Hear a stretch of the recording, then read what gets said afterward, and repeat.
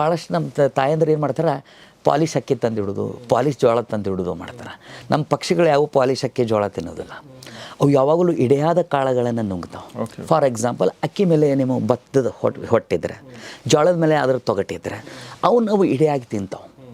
ಈ ಪಕ್ಷಿಗಳೇನದಾವಲ್ಲ, ಯಾವ ಕಾಳುಗಳನ್ನು ಹಣ್ಣುಗಳಂತಾವೆ, ಆ ಹಣ್ಣಿನ ರಸ ಇರ್ಬೋದು, ಜೋಳದ ಮೇಲೆ ತೊಗಟಿದ್ದು ಅವನ್ನೆಲ್ಲ ಡೈಜೆಸ್ಟ್ ಮಾಡ್ಕೊತಾವೆ. ಆದರೆ ಆ ಬೀಜಗಳನ್ನು ಮಾತ್ರ ಈ ಪಕ್ಷಿಗಳೇ ಡೈಜೆಸ್ಟ್ ಮಾಡ್ಕೊಳಕ್ಕಾಗಲ್ಲ.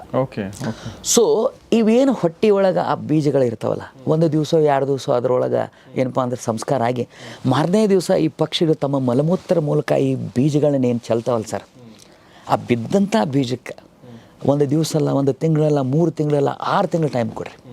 ಒಂದು ಅದ್ಭುತವಾಗಿ ಮಳೆ ಆಗಿಬಿಟ್ರೆ, ನಿಮ್ಮ ಭೂಮಿ ತಂಪಾಗಿಬಿಟ್ರೆ ಆ ಬೀಜ ಮೊಳಕೆ ಹೊಡಿತಾರೆ. ಆ ಮೊಳಕೆ ಹೊಡೆದಂಥ ಬೀಜ ಸಸಿ ಆಗ್ತದೆ, ಸಸಿ ಆದಂಥ ಒಂದು ಗಿಡ ಆಗ್ತದೆ, ಗಿಡ ಆಗಿದ್ದು ಮರ ಆಗ್ತದೆ, ಮರ ಆಗಿದ್ದು ಫಾರೆಸ್ಟ್ ಆಗ್ತದೆ. ಲಕ್ಷಾಂತರ ವರ್ಷದಿಂದ ನಮ್ಮ ಪಕ್ಷಿ ಸಂಕುಲ ಈ ಕೆಲಸಗಳನ್ನು ಮಾಡ್ಕೊತ ಬಂದವು. ನೀವು ಹೀಗೆ ವೆಸ್ಟರ್ನ್ ಘಾಟಕ್ಕೆ ಹೋದ್ರೆ ಆ ಫಾರೆಸ್ಟನ್ನು ನಾವು ಕ್ರಿಯೇಟ್ ಮಾಡಿಲ್ಲ ಸರ್, ಅಲ್ಲಿರುವ ಲೋಕಲ್ ಪ್ರಾಣಿ ಪಕ್ಷಿಗಳು ಕ್ರಿಯೇಟ್ ಮಾಡಿದ್ವಿ.